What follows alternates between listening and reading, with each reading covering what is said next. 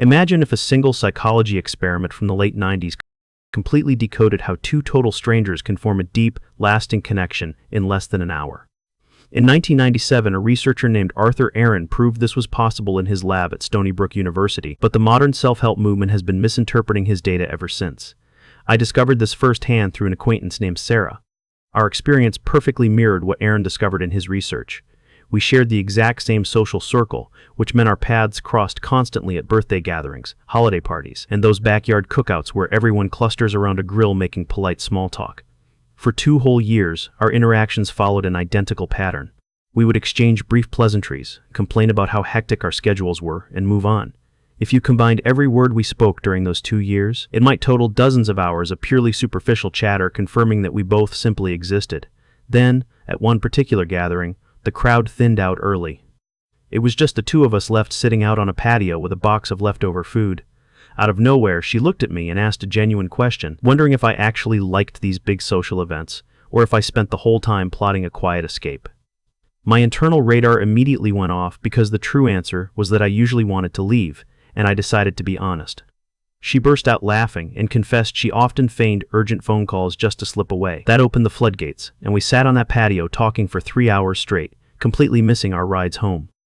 That single interaction achieved what 2 years of polite small talk never could. For a long time, I assumed it was just a fluke, a product of the right atmosphere and the right timing. But then I discovered that Arthur Aron had systematically engineered that exact phenomenon in a controlled setting. He took pairs of strangers, handed them a sequence of 36 specific questions, gave them 45 minutes, and instructed them to take turns answering them in order. You have likely heard of this study, as it later went viral across the internet under the viral headline of the 36 questions that can make you fall in love. The digital world obsessed over the rumor that 2 participants later got married, framing the list as a supernatural love potion. This sparked a whole industry of mobile apps, printable lists, and relationship card games sold with romantic packaging. A massive market emerged around the concept that these exact queries possess a magical power to generate romance. But that perspective misses the point entirely. It is fundamentally incorrect in a way that makes the concept useless for everyday life because the specific questions were never the secret ingredient. You could swap out half of them and get the exact same result. The magic was entirely in the progression. The very first question asks who you would invite to dinner if you could choose anyone alive. By the time you reach the final questions, you are discussing which family member's passing would be the most devastating to you. The exercise is not an interrogation, it is a gradual staircase. Each step requires you to take a slightly bigger emotional gamble than the last one, allowing you to see if the other person is willing to climb higher with you. This progression has a specific designation in social psychology, and once you understand the underlying mechanics, you can apply it to any interaction you choose without relying on a rigid list, a strict timer, or wasting years stuck in superficial routines with people you genuinely want to understand.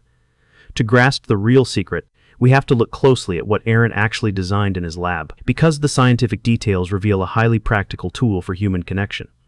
The actual title of his published study focused on the experimental creation of interpersonal closeness, not romantic love. Aron was not trying to build a matchmaking service. He wanted to solve a far more practical puzzle, which was whether you could simulate the depth of a multi-year friendship inside a sterile laboratory room within an hour. The aspect that commercial card games leave out is that the 36 questions were divided into 3 distinct phases of a dozen questions each. The first phase is incredibly safe, asking about desires for fame or the last time you hummed to yourself. You could easily answer these in an interview without your heart rate moving a beat. The second phase begins to escalate, asking about your most precious memories or long-held dreams you have not yet pursued. Suddenly, you are sharing actual pieces of your inner life. The final phase completely removes the safety net, asking when you last wept in front of someone, or requesting that you share a current life struggle to ask how your partner would handle it. Crucially, Aron included a control group that everyone seems to forget. Other pairs spent the exact same 45 minutes in the same room with the same timer, but their list consisted entirely of superficial small talk. They discussed their old high schools, good local restaurants, and recent vacations. It was a perfectly pleasant, entirely safe conversation. When the time was up, everyone evaluated how connected they felt to their assigned partner. The small talk pairs showed almost no change in closeness. Meanwhile, the pairs who went through the escalating questions reported feeling more connected to a total stranger than they did to the vast majority of people already in their daily lives. Think about the gravity of that finding. A single 45-minute interaction outperformed years of history with existing friends, colleagues, and family members. The duration and word count were identical, but the results were worlds apart. The defining factor was never the act of speaking itself. It was the emotional demands of the progression. Revealing your deeper vulnerabilities means handing another person information they could easily dismiss, judge, or mock.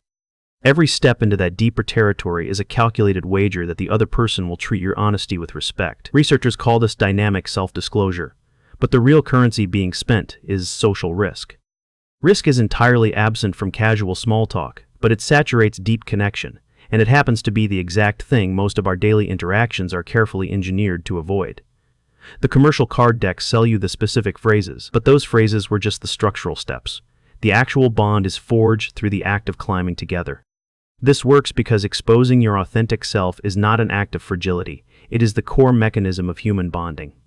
When you reveal something genuine, you are offering a profound gesture of trust that naturally invites the other person to do the same.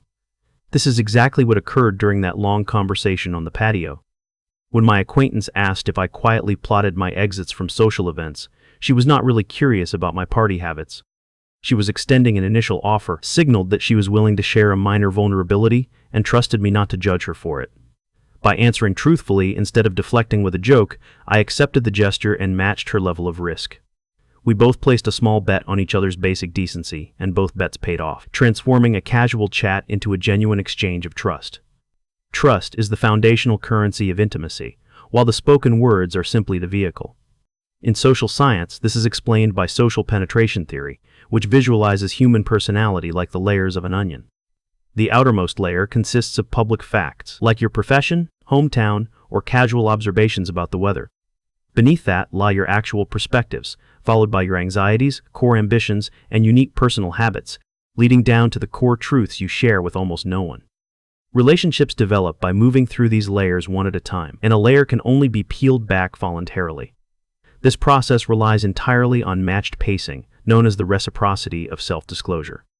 If someone shares a deeply personal truth and you respond with a superficial comment, the dynamic instantly snaps back to the safest level and usually stays there because the person who took the gamble realizes the investment will not be returned. You have undoubtedly experienced this when you shared something meaningful only to receive a hollow response, and you likely remember exactly who reacted that way. However, when vulnerability is matched with equal vulnerability, every exchange raises the ceiling for what is safe to say next. Your transparency permits mine, my openness validates yours, and the connection steadily builds. Aron did not invent this human tendency. He just constructed a practical framework that encouraged two strangers to navigate it systematically.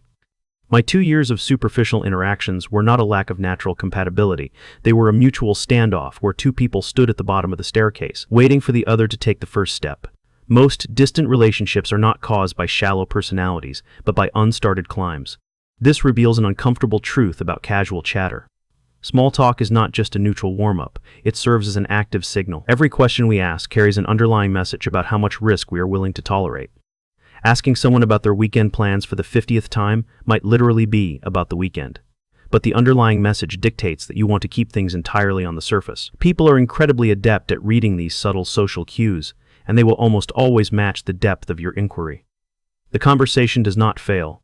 It succeeds precisely at the shallow level you established. This explains why neighbors can exchange pleasantries thousands of times over a decade and remain completely unacquainted with each other's internal lives.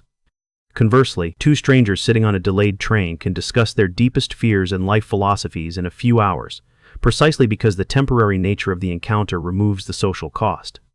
The depth of a relationship is never determined by time, but by the willingness to absorb emotional cost. Safe, shallow questions are infinite, meaning you can repeat the loop indefinitely without ever evolving naturally because deep steps are never taken by accident. Waiting for deep connections to just happen spontaneously has a success rate of practically zero. Boring interactions are not a flaw in someone's personality. They are a pricing issue where you offer superficial investments while secretly wishing for meaningful returns. The solution is certainly not to leap directly into the deepest topics immediately upon meeting someone, which feels jarring and socially uncalibrated, because deep vulnerability requires established trust to protect it. Skipping the natural progression does not fast-track intimacy. It simply causes the other person to pull away. The real skill lies in gradual escalation, understanding how to invite the next step smoothly. You can visualize any interaction as a 4-story building where your goal is simply to navigate up one level at a time. The first level is built on basic facts, covering occupations, origins, and mutual acquaintances. This is merely the entryway where every interaction begins, which is perfectly fine as long as you recognize it as a temporary entry point rather than the destination.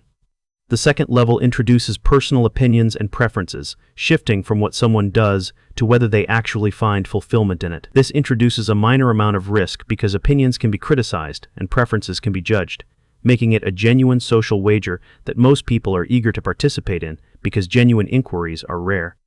The third level centers on subjective experiences and emotions, exploring the internal reality of the facts previously shared. If someone mentions changing careers, you ask whether that transition brought anxiety or relief, opening doors within topics they have already introduced rather than forcing entirely new subjects.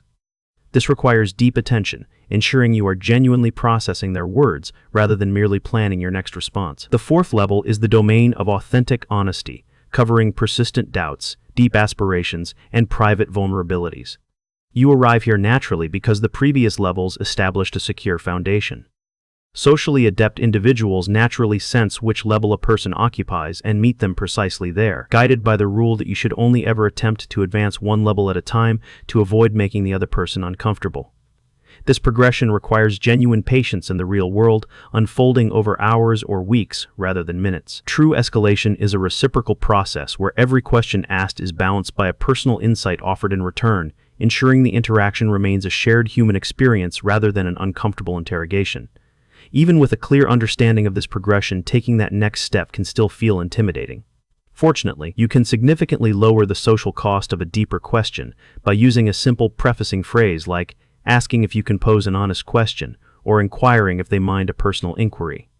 This brief preface prepares the other person, transforming an unexpected intrusion into an open invitation where the depth becomes a conscious choice. By granting permission, they make a quiet psychological commitment to being transparent while simultaneously sparking a sense of curiosity that makes them eager to hear what you noticed. Furthermore, it signals that you possess the social awareness to recognize the shift in depth, separating you from both superficial conversationalists and those who share too much too soon. This tool must be used with genuine respect, meaning that if their nonverbal cues show hesitation, you must honor that boundaries immediately. The same principle applies to your own contributions, where you can introduce your own vulnerabilities by asking if you can share something personal, ensuring the other person is fully prepared to receive your openness. When you balance this rhythm correctly, you create a progressive, mutual exchange of authentic self-disclosure. For years, I mistakenly believed my acquaintance, and I lacked connection because we had nothing in common. But the reality was that a deep friendship was simply waiting for one person to take the initial social risk. She chose to take that step, and we have been close friends ever since. The superficial routines of daily life do not have to dictate your relationships if you are willing to actively initiate the climb.